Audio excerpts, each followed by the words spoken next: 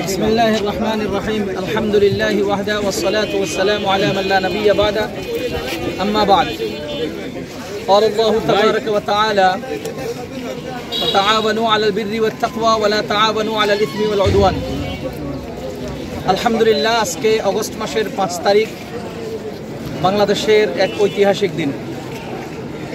গত 15-16 বছর থেকে বাংলাদেশকে যারা চুষে খাচ্ছে, এই দেশের জনগণকে কুণ্ঠাসা করে চতুর্মুখী গোলাম বানিয়ে রাখার চক্রান্ত যারা করছে, যারা অন্যের গোলামি করতে করতে জনগণকে গোলাম বানিয়ে ফেলছে, যারা এই দেশের দুর্দিনের গার্জিয়ান সেনাবাহিনীকে 2009 সালে শেষ করে দিয়েছে, যারা আলেম ওলামাকে 2013-21 বিভিন্ন সময়ে বিভিন্নভাবে মামলা মোকদ্দমা এবং আক্রমণের মাধ্যমে কুণ্ঠাসা করে নিয়েছে, যারা বিরোধী দলীয় জামাত শিবির এবং বিএনপি বলে বলে তাদেরকে স্বাধীনতা বিরোধী বলে রীতিমতো পঙ্গু করে দিয়েছে, এরপরে ভাবতে ছিল যে এই দেশে তাদের সামনে আর আসবে কে।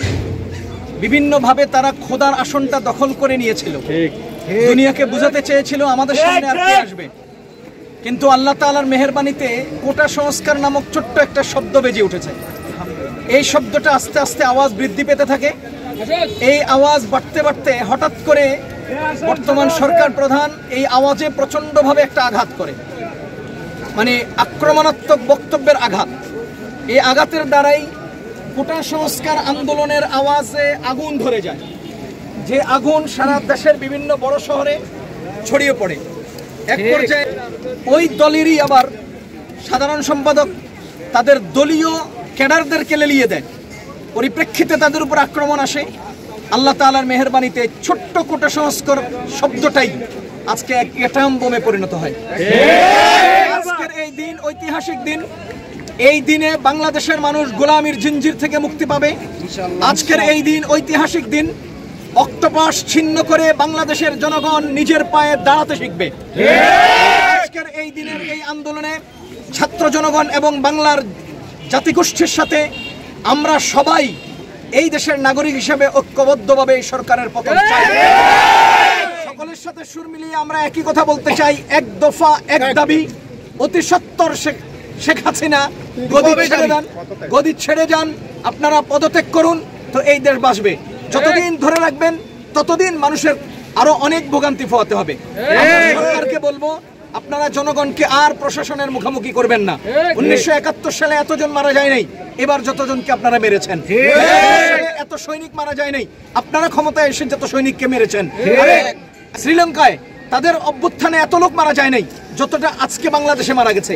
আমি সুস্পষ্টভাবে বলছি, আপনাদের পতন একেবারে নাকের ডগায় এসে গেছে। কারণ কোরআনে কারিমে পেয়েছি ফেরাউন বাচ্চাদেরকে, শিশুদেরকে হত্যা করার পরে তার পতন এসেছে। আপনারা 30-এর অধিক শিশুকে হত্যা করেছেন। সেই বারান্দায় দাঁড়িয়েছে, আপনি গুলি করেছে শিশুটাকে হত্যা করেছেন, মায়েদেরকে হত্যা করেছেন। এই পরিমাণ লোক মারার পরে আর কত? আর কোনো দলিলের দরকার নাই। একেবারে মৃত্যু শায়নে উপনীত মানুষটাকে দুনিয়ার কোনো ডাক্তার যেভাবে দাঁড় করাইতে পারে না, আমরা সুস্পষ্টভাবে দলিল ভিত্তিক বলতে পারি আপনাদেরকে দাঁড় করানোর কোনো শক্তি দুনিয়াতে আর পারবেন না দাঁড়াতে। সুতরাং ছেড়ে দেন, দেশকে বাঁচান, জনগণকে বাঁচান। আমি সকল জনগণকে বলবো যে এই জাতীয় স্বৈর শাসক যারা আছে এদের বিরুদ্ধে সোচ্চার অবস্থান গ্রহণ করুন, নিজের পায়ে দাঁড়ান, দেশকে, দেশের জনগণকে, জনগণের জান ও মালকে এবং অনাগত ভবিষ্যতের আমাদের প্রজন্মকে নিজের পায়ে দাঁড়াতে শিক্ষা দিন। ইনশাআল্লাহ তারা যদি সোচ্চার হয়, দেশ আবার ঘুরে দাঁড়াবে, সমস্ত গোলামির জিঞ্জির ছিন্ন হবে।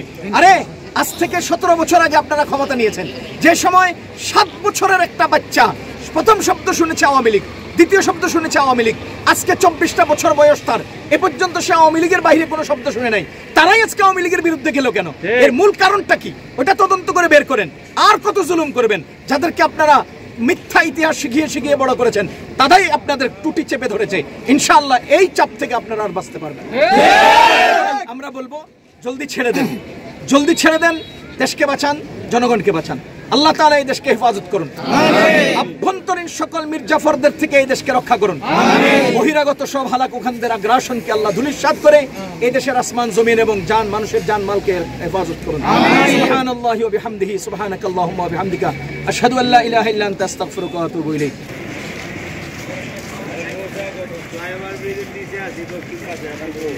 না স্লোগান লাগবে না, আমরা আছি সংহতি জানাইতেছি। আজকের আন্দোলন চূড়ান্ত ফলাফলের দিন। কাছে আসেন, আমি একটা বক্তব্য